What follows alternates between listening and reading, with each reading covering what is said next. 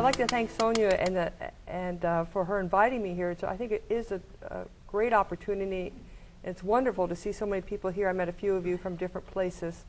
And I think the interaction between New Hampshire Community Technical School and UNH is a great program. And they have actually some better courses over here. And I send some of my students here. What I'm going to do today is talk about what I think is the most exciting area of research in studying what I call prehistoric or fossil fish and how they can be used for biomedical information. We also are learning basic knowledge, but I study a variety of hormones that control the reproductive axis.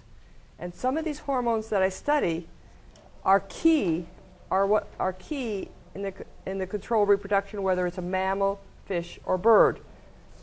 And I'm going to lose the microphone for a moment. But this just shows the axis, and this refers to the brain. This is a pituitary that sits at the base of the brain, and the gonads, either the ovary or the testes. And from the brain, in response to a lot of different cues, whether external or internal, this little molecule, it's a protein, 10 amino acid, is released and acts at the pituitary gland. This is called the master molecule of reproduction. Again, whether you're a mammal, human, fish, or bird, reptile, whatever, without this little peptide coming from the brain area, there's no mature eggs, no mature sperm, no reproductive behavior, and so forth and so on. This causes a cascade of hormones. So what I will be talking about today, and I'm not going to go into the detail, even though you see a lot of detail in some of those slides, but you can ask me questions if you want to know more about it, is we talk about these hormones. This is a neurohormone that acts at a gland through a specific receptor, and I'm going to talk about these kinds of receptors called GPCRs. And those people coming in late, there are handouts in the back somewhere. And the hormones produced from the pituitary gland are called the gonadotropins, and they act through these specific receptors. And these receptors, which are called G-protein coupled receptors, are one of the key areas that pharmaceutical companies look at. They're membrane receptor. And every hormone has to act through a receptor. Most of them are at the membrane receptor. The overview that I will give today will talk about what I call prehistoric fish, lampreys, and hagfish. I'm not going to talk so much about hagfish today, except for you're going to see a wonderful video. For those of you that are not in the state of New Hampshire, you're going to see what our beautiful ocean looks like off the coast of Portsmouth. These two animals are the two oldest living vertebrates on this earth. They are here long before the dinosaurs. They are what we call basal vertebrate, and we study them because they contain the ancestral hormones and the receptors that will give indications and indicate key elements that we can use for instance, for biomedical research. I will talk about the Lamprey Genome, which just started. They started mapping the Lamprey Genome in 2005. And I'll talk about a little bit about the hypothalamic pituitary axis, which I just mentioned.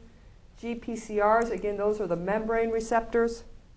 And just some of the work that we've done and how we think it can lead to medical therapies. So the question is, why study these animals? I mean, my mother always said, they're pretty ugly. How can you study them? Well, I think they're fascinating. This is a picture of a lamprey. They're sea lamprey. There are 42 species of lampreys worldwide. They're either parasitic or non-parasitic, and I work on a parasitic form. Lampreys and hagfish are the basal vertebrate, and I'll show you what I mean by that. So because they contain the ancestral form of all vertebrates, and by all vertebrates, I can give a little quiz. I'm talking about reptiles, birds, sharks, mammals, and so forth. But a touchstone for understanding the genes that arose in the vertebrates. And what we have now is availability of the genome that just started to be mapped in 2005 that is critical for the identification of these hormones or ligands, receptors, transcription factors, and signaling pathways.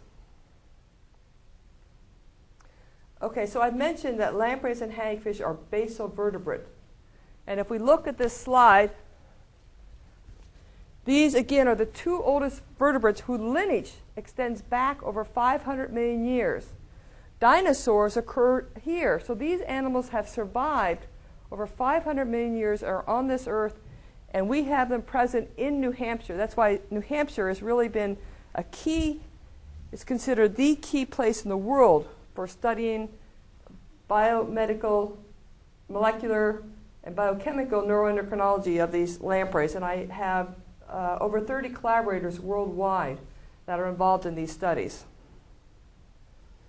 So the strategy is the knowledge of the lamprey genome offers a significant advancement in searching for these novel receptors and novel function.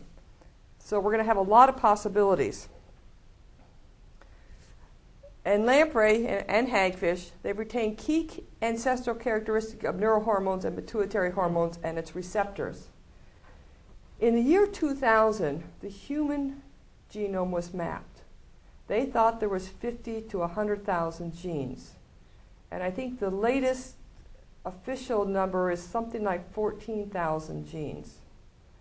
So they realized that humans don't have as many genes as we thought. All of a sudden, there was a surge of interest to go back to these basal vertebrates, the lampreys and hagfish, because they would open the keys and unlock many doors that we did not know. And I'm going to give you some examples of what I mean by that. Here's a picture of the sea lamprey. That's a mouth. This is the mouth of the sea lamprey when it's in its parasitic form. These are all teeth. There's teeth on its tongue. I'm not going to show you the video of the lamprey, but I have some great videos. And this is the lamprey. And in a moment, I'm going to talk about its life cycle. I have it a little bit, I changed it a little bit based on, it's a little bit different from the handout that you have, but just a couple of slides out of link. Okay, the life cycle of the sea lamprey is Petrameson marinus. Like Pacific salmon, they spawn once in a lifetime and then they die. They start off, and in the coastal rivers of New Hampshire, they swim back in April and May from the ocean. They come up through the ladders, like the Cocheco ladder, anyone from Dover, the Lamprey ladder, Exeter. The males generally come in first. They go up and they build a specific nest. The lampreys mate. The eggs are fertilized. The lampreys die. So they spawn once in a lifetime, and that's it. The eggs develop into larval lampreys. And these larval lampreys are 5 to 7, they spend 5 to 7 years in this phase. They look like a little worm. They have no eyes, no teeth. They're buried in the mud. And during this phase, they are all females. They undergo one of the most dramatic metamorphoses, much more so and much more dramatic than a frog. They go from an animal that has no eyes, no teeth, the entire gut changes, and they turn into an animal that has eyes, has teeth, is able to live in seawater. They also undergo sex differentiation where the males, the gonad turns into either male or female. They migrate out to the ocean, and this is the point where they are parasitic. They go out to the ocean, they latch onto a fish out in the ocean and suck the blood and meat from that fish and then continue on the way. So they go from a little worm-like creature, and when they come back into New Hampshire waters, they're almost 3 feet long. They're eel-like in shape. They are not eels. People call them eels. Then they go through that reproductive cycle. It's a great animal to work with because the reproduction is synchronous. So we want to look at and understand the reproductive cycle, which I won't talk about today. But we've done a lot of work, and I've been working on lampreys for 28 years at this point in hagfish. This is an example of a fish ladder in Cocheco River, Dover, New Hampshire. That's only a few miles from here. Right below at the base of that dam is estuary water. That means it's brackish, it's tidal, moves in and out. At the top of that ladder is fresh water. So we collect the lampreys right at the top of the ladder that you can see where that little thing is, and we just take our nets and boots and we scoop the lampreys out, and I have a fish hatchery on campus that we take them back to. These are examples of two of my students. I've had a number of just terrific graduate students and undergraduate students that work in my lab, and they have to show off their muscles. This is another student. This is how we capture them to show you what we're doing. And this is a picture of someone from Thailand that was visiting my lab for several months, her and her husband, and doing some research with us. Okay, now the video. Then I'll get into more of the science. Okay. So again, the hagfish genome is just starting to be mapped, so I won't be talking about any hagfish data today. We have a little bit, but not a lot. This video is how we've been collecting hagfish over the last 20-some years off the coast of New Hampshire. And we have done and tried many studies, but the hagfish are very challenging, and they are marine-only organisms. Okay. This is not very long.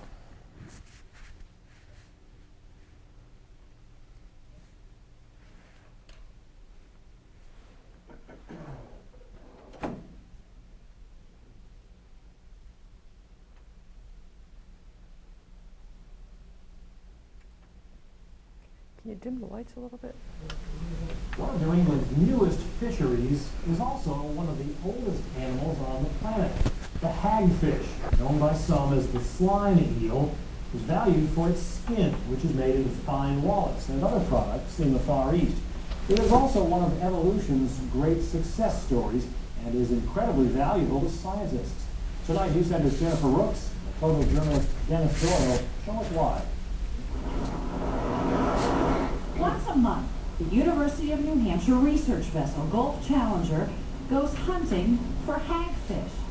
As it heads out of Portsmouth Harbor, a graduate student fills 2 specially designed pickle barrels with bait fish.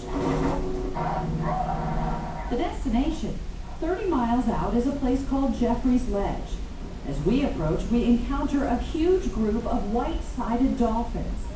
Then some finback whales surface. Wow! It's thrilling. But the Gulf Challenger isn't here to sightsee. It's here to fish. Over Jeffrey's Ledge, researchers lower the pickle barrels into 350 feet of water and wait.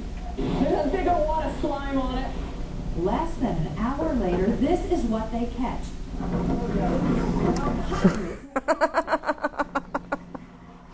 Each oozing a gelatinous slime. You know, one hagfish put him in on 5-gallon bucket and agitate him, and he'll produce enough slime to fill the bucket. Are hideous, but they are also remarkable. These blind, jawless creatures have been sliming up the sea and devouring dead and dying fish for 500 million years. UNH professor Stacia Sower has been studying them for 22. The most important thing is just understanding the oldest living vertebrate that we have, the most ancient on this earth. It's incredible, an animal with a backbone that we don't know anything about. One of the great mysteries about the hagfish is how it reproduces. No scientist has found a fertilized hagfish egg for more than 100 years. For Mickey Palmer, this is a dream fish. As a biologist, it's everyone's dream to have something that to work on that you know nothing about. Everything you learn is new and exciting, and the more we learn, the more questions that we have, because it seems for every step we make forward and for everything we learn, it opens up a whole new realm of what we don't know about them. They're a constant mystery to us. Scott Kavanaugh is attracted to hagfish protein. And the more we understand about the proteins, the better understanding we have about their interaction. And anywhere along the line, it can lead to developments in medicine or healthy, anything like that. It's just so many questions can be answered by studying them at the molecular level. There's a lot of scientific value to studying hagfish, and there are also practical reasons. Managers are trying to develop regulations for hagfish as a fishery, and the more that's understood about the species, the better. We can stop it. They are out there fishing for the hagfish. We don't know when they reproduce, the size or the age that they reproduce, and they can fish them out before we know anything about this incredible creature. The researchers will take today's catch back to the lab. Some hagfish will be kept alive and injected with hormones. Most will be dissected. the hagfish still has many secrets to reveal, and despite its appearance, to some, it's a beautiful thing. On the Gulf Challenger, Jennifer Rooks, News Center. Okay, who wants to go on the next trip? I lose a lot of marine biologists out in January and February when it's not so warm. Okay. Any more videos? No, that's it. That's it. Yeah, if you could get that out too, so I don't forget it.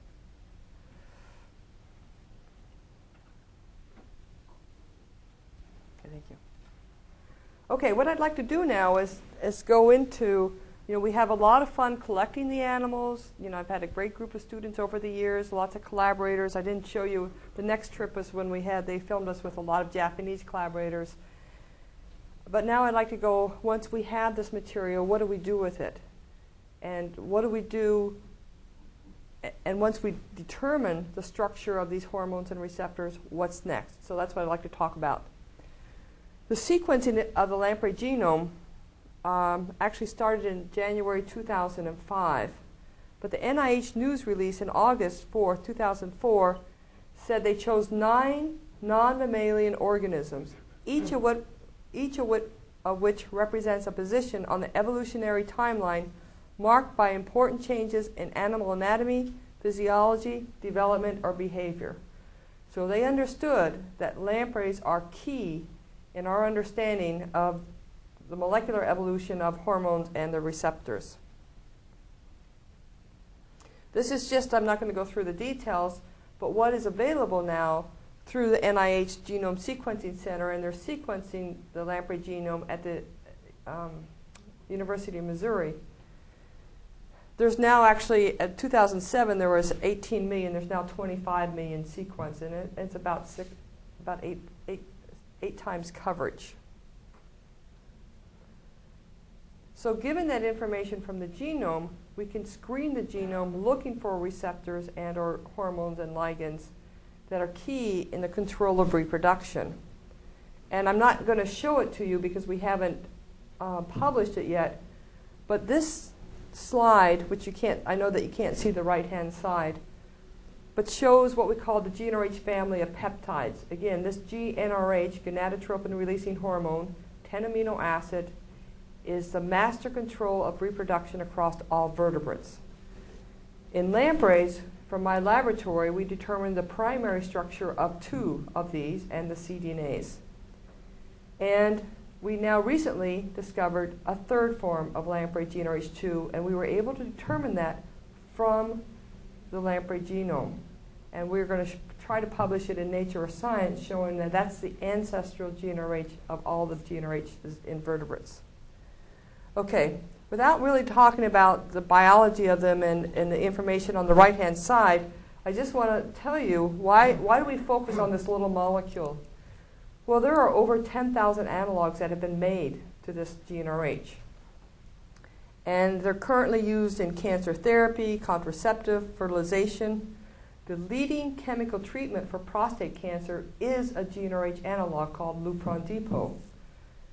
There's an incredible amount of information. This is a $5 billion industry a year, looking at one little peptide that's 10 amino acid. Well, what can the lamprey forms tell us? If you look at the comparative aspects, this is a sort of 3-dimensional picture of the actual receptor for the GnRH, which is a membrane receptor. But understanding how that receptor from the lamprey or from other non-mammalian vertebrates can lead us to development of ligands that can bind in specific places that we might not have thought about working on the human receptor or its hormone. This just shows you a little bit more detailed on the 2 lamprey forms. And I'm going to point this out because this is a highly conserved molecule, has the same N and C terminal tail. It's the most highly conserved family of peptides across all the proteins that we know of. The only changes are those that are marked in red here. So you can see there's lots of conservation with the dark blue. And the lampreys, and what's key to note in the lampreys, they are the only vertebrate GNRHs to have changes in what we call the 6th position. They have an asp and a glue instead of a gly. Now this is important, as I'm going to show you in the next slide, in that some of those amino acids of the lamprey had not been tested in all those thousands of analogs. You know, potentially, some mathematician in here can tell me potentially how many different, exponentially, how many different GNRHs you could make from one GNRH with all the different changes. There's 20 basic amino acids that can go into each position. Anyway, it could be many more, maybe 500,000, I don't know. At any rate, they have found, this is some people I initially collaborated with a few years ago, they wanted to test the lamprey GNRH3, and they published this work in the last couple of years. They have shown that the lamprey 3 looks like the most potent GNRH analog in inhibiting the growth of breast cancer cells and inhibiting tumor growth. And it's because of those key amino acids that they had not looked at before. And that's why when you study the basal vertebrates, those ancestral forms, it gives a lot of keys that you may not have thought about. And this is very exciting for us. It's one of my favorite slides where it blows up. It's just to emphasize again, lampreys and hagfish are basal in that whole vertebrate tree. And all the basic body parts that you find across the animals were there during the Cambrian explosion. That's when 98% of multicellular organism came on this earth, was during the Cambrian explosion. And essentially the differences between that slimy hagfish and us is just a little bit of tinkering with that basic design that's in the hagfish or lamprey. When I started this research over 27 years ago, I was told, oh, don't even look at lampreys and hagfish. They don't have the same brain control reproduction as all other vertebrates. So on the left-hand side, gnathostomes mean any jawed vertebrates. So every vertebrate, every fish, bird, mammal, reptile, that's called a gnathostome. They're jawed. The only jawless vertebrates are the lampreys and hagfish. And they didn't have that same brain connection between the brain and the pituitary, so they thought they didn't have that same what we call neuroendocrine control. But in fact, since 1980, my laboratory with my students and my collaborators, we have delineated the entire system. We have identified almost all the pituitary hormones. We have identified many of the brain hormones. We have identified many of the receptors. From one laboratory with lots of collaborations and so on, we have delineated an entire system that took hundreds of researchers to do for the mammalian system. We have determined what's on the board. We've determined these various hormones that are controlling the reproductive system, and I won't go into the details of that. But it's very clear that the reproductive system is a highly conserved process across all vertebrates, of the basic components of having the GNRH, of having what we call the gonadotropins, having the receptors. There's obviously a lot of variation. There's a lot of variation in reproduction if you look at fishes and so on and so forth. But despite that variation, there's a core conservation. And that's what the lampreys and hagfish can help us do. And as Sonia mentioned, what we've done, this is just a list. We have some patents from some of our work. We are working with private biotech companies. And on the left is all the things we've identified that are involved in the reproductive system of the GNRH and its receptors in lampreys over the last few years. Okay, what I'd like to do now is talk about, I just mentioned the GNRH, now I'm going to talk about the receptor. So a hormone can only be effective if it acts at a specific receptor at a specific site. Most of those receptors are on the cell membrane. And there's a family called the G protein coupled receptor. This is a cell membrane. This is outside the cell membrane. This is inside. So 7 transmembrane, every little circle is an amino acid. So it's just literally means that this protein crosses the membrane 7 times. G protein coupled receptor, 7 transmembrane. It's part of a large superfamily. Again, I'm not going to go into a lot of details about it, but just to show you where we're going. So these G protein coupled receptors constitute the most prominent family of validated drug targets within biomedical research. If you want to know how a drug acts, you have to know what receptors and what tissue it's going to act at. And I don't know if there's a single drug, maybe some of you can correct me if I'm wrong. I know that there is a medical doctor out here. But in my knowledge, there's not a single drug on the market that doesn't have some side effect. That side effect means it's acting through some other receptor and having some effect. But these drugs are acting, for the most part, through they're proteins. These receptors are on the membranes, are proteins. And now there's about 1,000 of these GPCR identified in humans. And approximately 60% of drug elicit their therapeutic effect by selectively addressing members of the GPCR. And this is just a schematic model of a GPCR receptor. So the complexity, and I'm not going to go through the detail of this, but this is what we call the GnRH signaling in pituitary cells. This is one cell, that's the membrane up there, the bipolar lipid phospholipid membrane. But when a GnRH molecule, that little bubbles up there, binds to that receptor, it causes a cascade of all these signaling pathways. When I started in the field of endocrinology, there were 2 signaling pathways. Now there's 21 signaling pathways and a lot of crosstalk. So a lot of pharmaceutical biomedical industries are looking at these pathways triggered by that drug. So I could take one molecule, it can bind to that receptor and activate this pathway. You could take another molecule, and it might be able to bind there, but it would act through another pathway. So the complexity is overwhelming on these systems. A long time ago, it was thought of being pretty simple, but as we go down into the cell and learn much more what's happening within the cell, it's very, very complex. Okay, so what can we learn from the Lamprey genome? You can screen it, and there's a wide variety of ways to look at that information.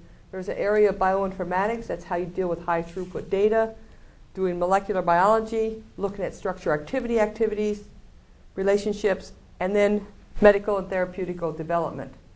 So my lab is mostly focused on molecular biology, bioinformatics, structure activity relationship, and giving some indications where you might go with therapeutic development. Okay, through the genome, once you've screened those receptors, once you screen the genome, you can identify those receptors.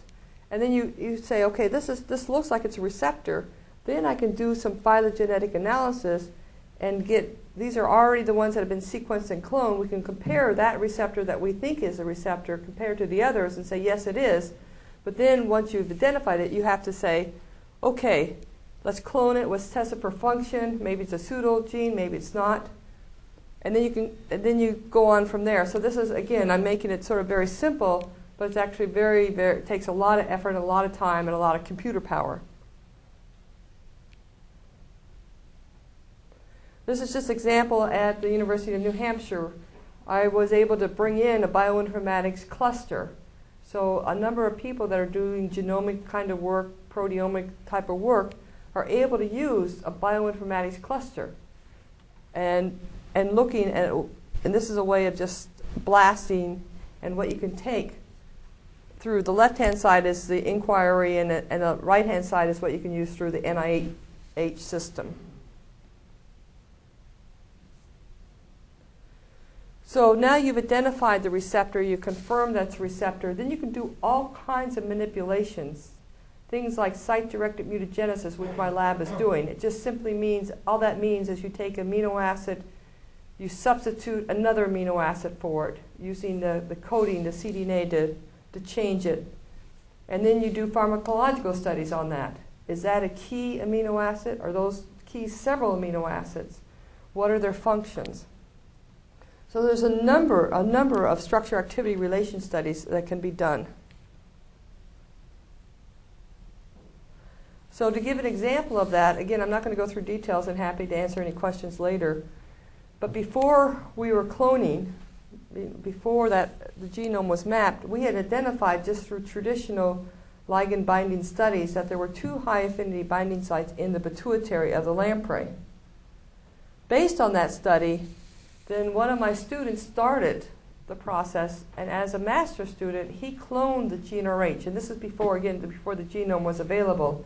So we had to use the traditional methods for cloning a receptor, and that took him about 3 to 4 years to do.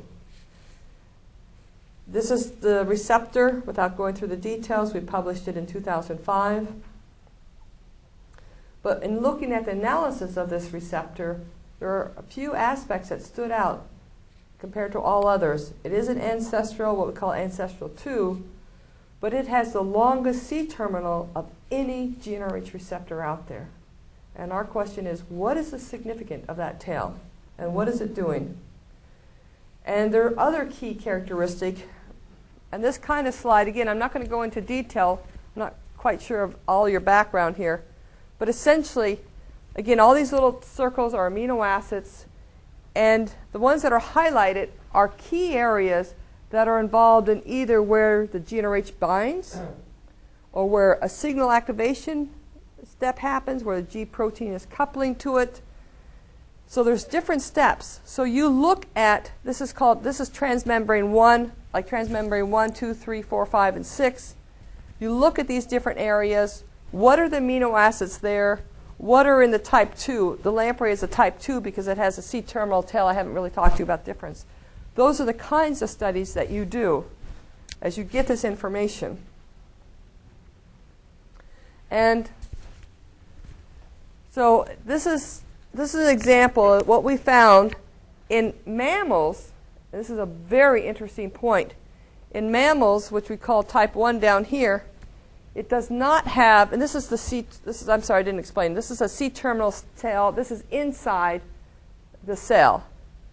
Mammals do not have a C-terminal tail, which is very, very unusual for any GPCR, whether it's GnRH or some other protein or hormone receptor. And they haven't found the significance of that.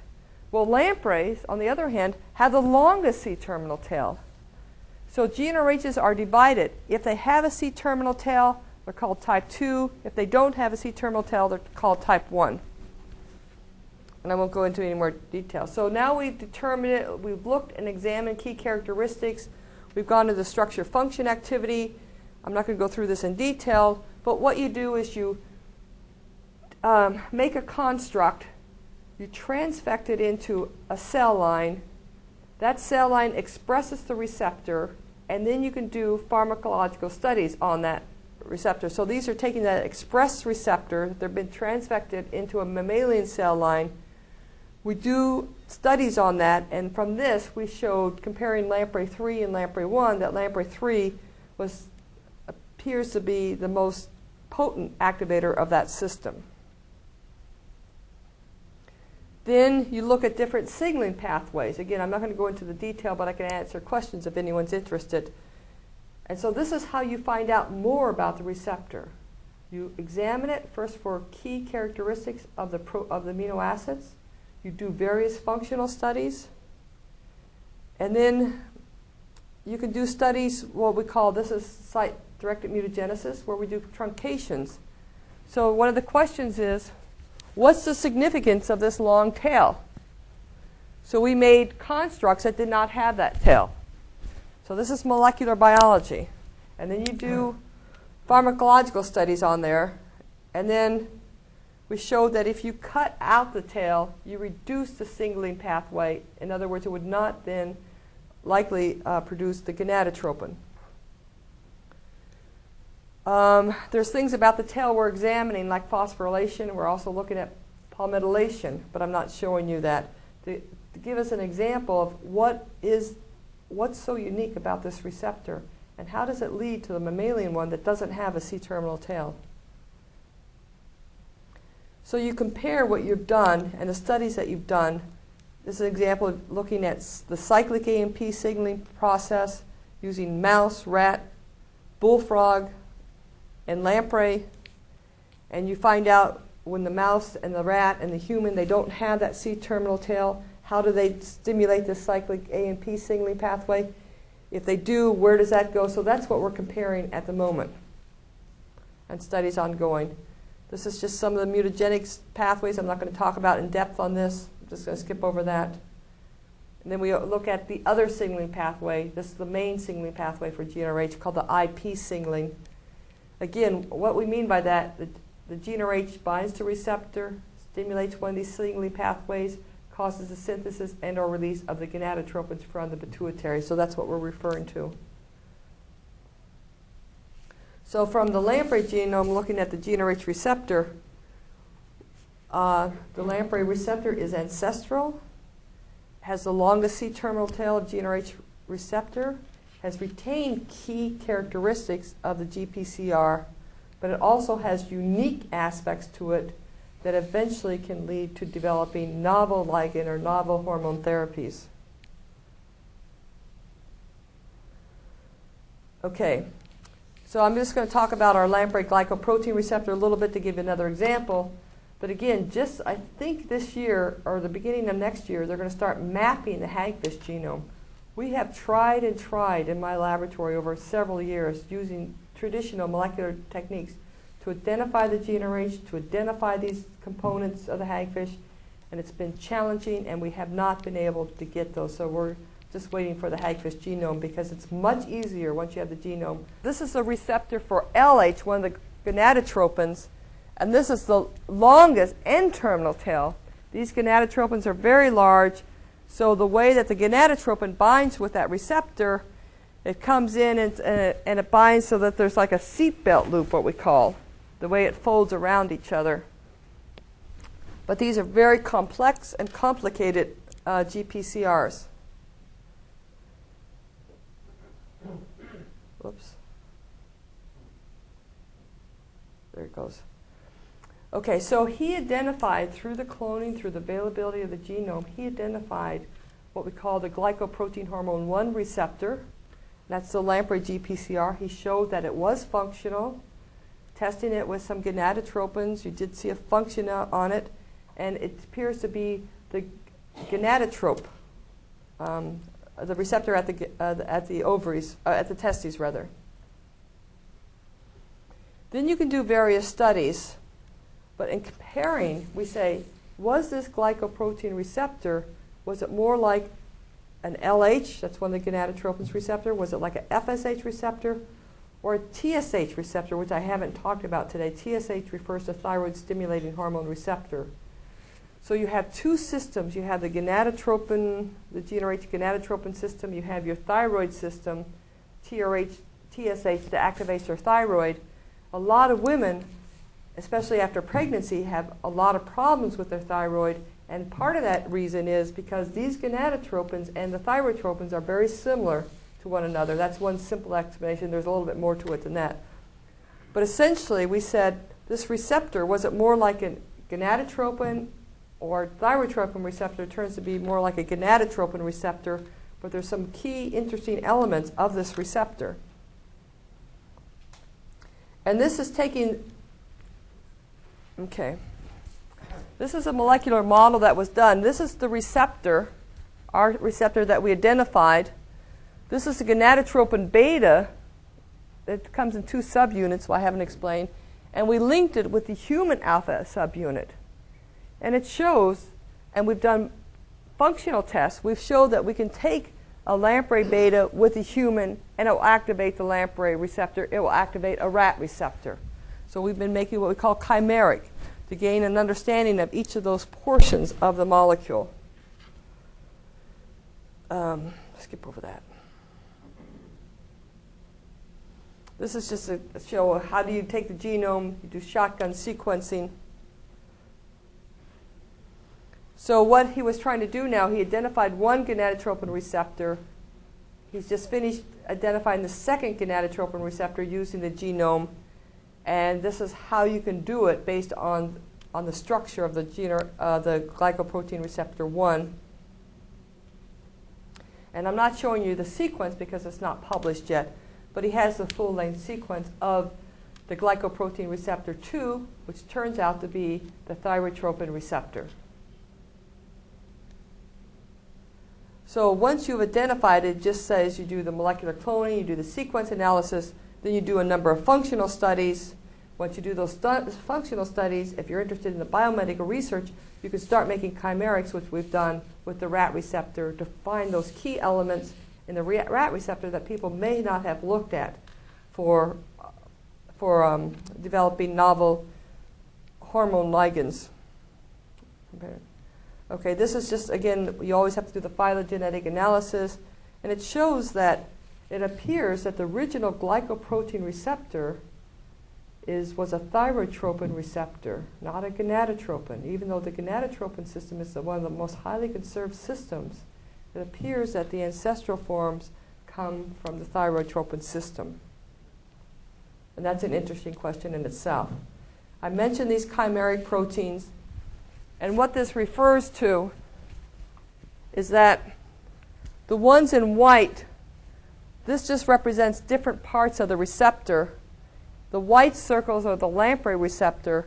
The blacks, are the rat receptors. The black are the lamprey receptor. That's a full-length lamprey, full-length rat. Then you make constructs. You clone them. You make constructs. It's like this takes a little bit of rat with a lamprey, with a lamprey, with a lamprey, rat, lamprey. Anyway, you do different studies, and you then determine what happens in doing functional studies. Well, he came out with over 700,000 data points from all these kinds of studies, and he got overwhelmed on trying to handle all those data sets and what it means. These development of the chimeric proteins are what will tell the pharmaceutical areas what they should be looking at in new drug development, or give a suggestion to that. So again, I'm close to the end here. So using the Lamprey genome, we can use what we call these gene prediction models. We can screen for these GPCRs that are so important for biomedical research. You can do a variety of studies to help in that medical and therapeutic development. So why study the lamprey and hagfish genome? The most ancestral animals will give you clues that you would not have otherwise thought about, like the lamprey gene 3 that I mentioned earlier. And then you can do a wide variety of studies that can help then in the development. This just acknowledges the funding sources from my laboratory, from NSF, NIH, and Bentley Pharmaceuticals. And these are some of the students in my laboratory and members that have been involved in these particular studies. The GPCR receptor were done by Matt Silver and Nathaniel Nucci, Michal Fremont with the glycoprotein receptors, and Scott Kavanaugh is the one that's identified the Lamprey Genome 2, which I did not talk about today. So I think that's it. Thank you.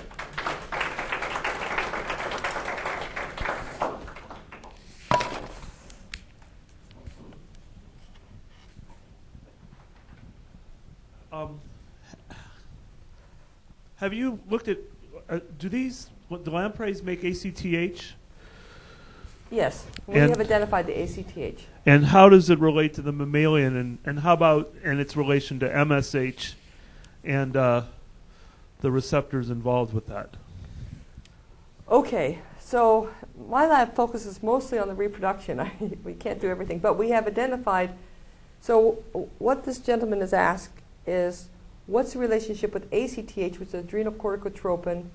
That's the hormone produced from the pituitary gland that acts on the adrenal glands that produces cortisol, or the stress hormones.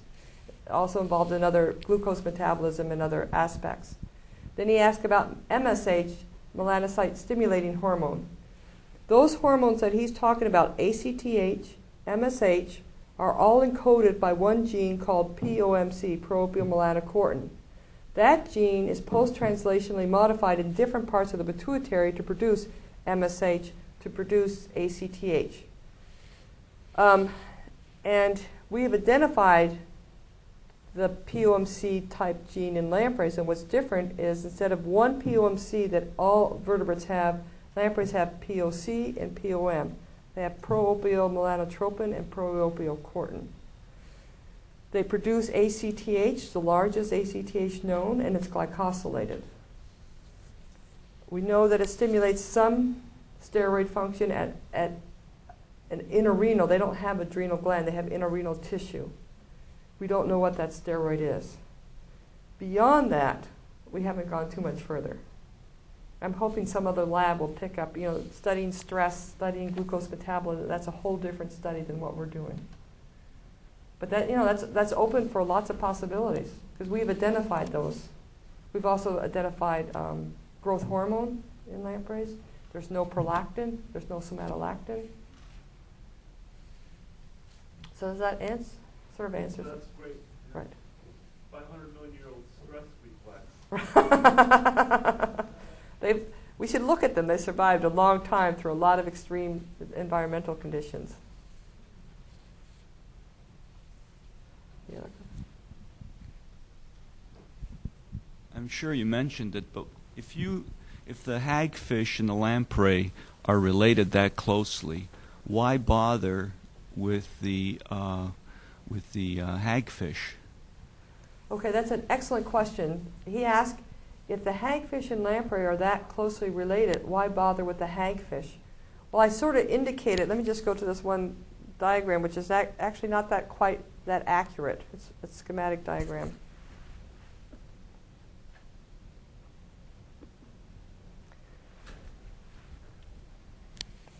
Up until recently, the hagfish were actually, by some, not considered to be a vertebrate. They were considered a chordate.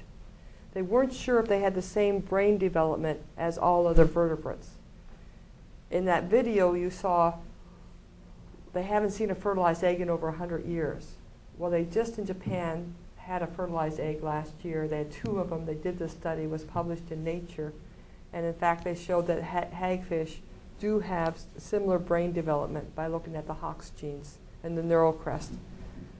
But the reality, and there's not a blackboard here, but the reality is that if you go back to the ancestral time, the hagfish and lampreys are really they're very separated in time. And they have been diverged as far back 500 million years ago. The lampreys come off a line of vertebrates. The most ancient vertebrates are the armored fishes. They died. Then other groups arose. The hagfish came out of one line, and the lampreys came out of another extinct group of fishes. So it may be that hagfish have some other key ancestral hormones. That's why we'd look at them. That was good. Those are good questions. Any other questions? This has nothing to do with your research, but twice you've mentioned about they haven't found fertilized eggs of the hagfish. Does that mean that they're developing as haploid? Or no, they're developing as diploid. So what's... Well, let me explain about the hagfish. I mean, they're the challenge, and that's my postdoc. She was so excited. They called her Mickey Palmer, but her name is really Mickey Powell. She's from from Alabama, and she came up here, never been in a winter. Her second day, we're going on a hagfish trip. She took the van and slid off from the ice. Oh, I can drive on ice. Never been on ice. Okay. Back to the question. So she was excited that she may have found a hagfish egg, trying to find them. The hagfish live at the bottom of the ocean. They're incredibly important ecologically. At the bottom of the ocean, they only release like 20, 25 eggs. A lamprey releases over 500, 700,000 eggs at any one time, but only 1% of those eggs develop. Hagfish with only 20, 25 eggs, you know that they must have a high rate of survival because there's so few. Where are they? Well, at the bottom of the ocean, it's not so easy to study. If someone gave me $1 million, I'll solve that problem. But I'll tell you what we just found out from these Japanese researchers, which is really important, is that the last hagfish, fertilized hagfish, occurred in 1863 by Bashford Dean off the coast of Monterey. He used these Chinese fishermen, and they brought up some eggs that were fertilized. Subsequently, we found a lot of eggs, but why weren't they fertilized? Well, the key is after fertilization, they go into a rest period, and then you have to leave them in the lab 4 to 5 months before you see that embryo develop. So right now, I've been working with a fisherman down at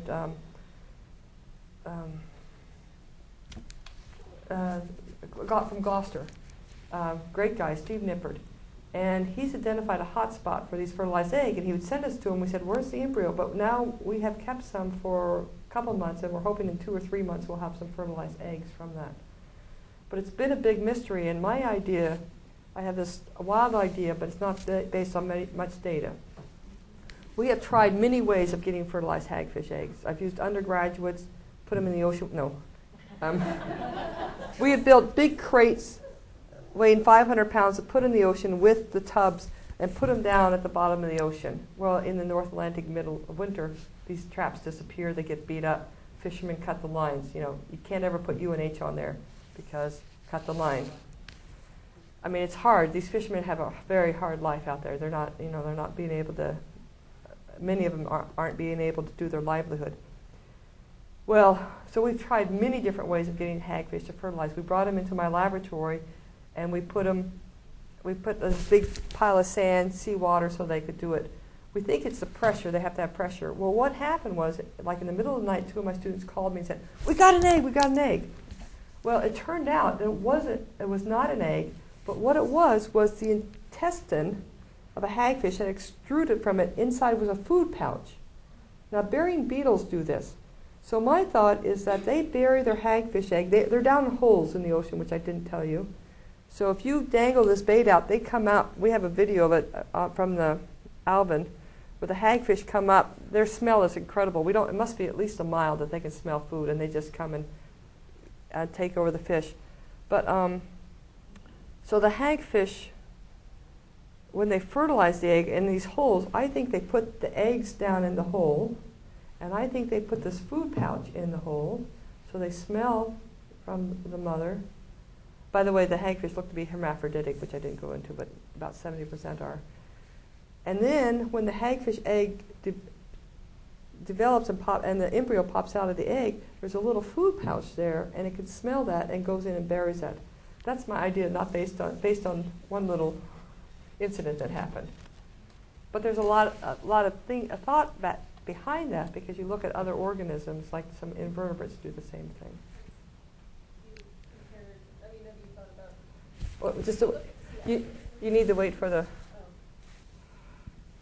I mean, if they're largely hermaphroditic, do you compare them at all molecularly to C. elegans? Are you looking at any of the C. elegans developmental stages, or is that totally?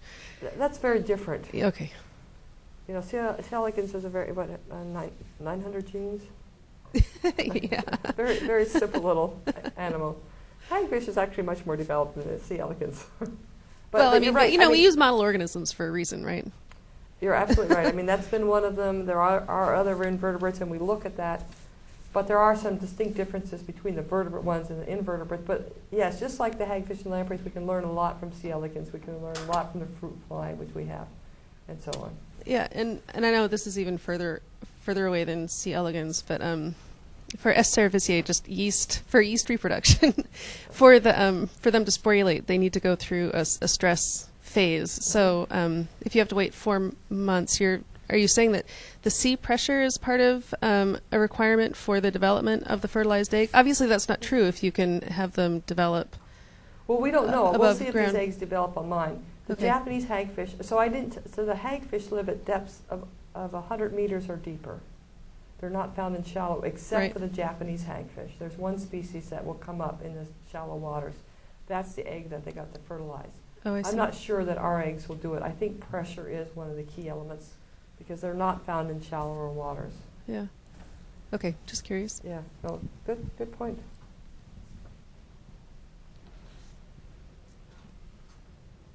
Okay. Thank you.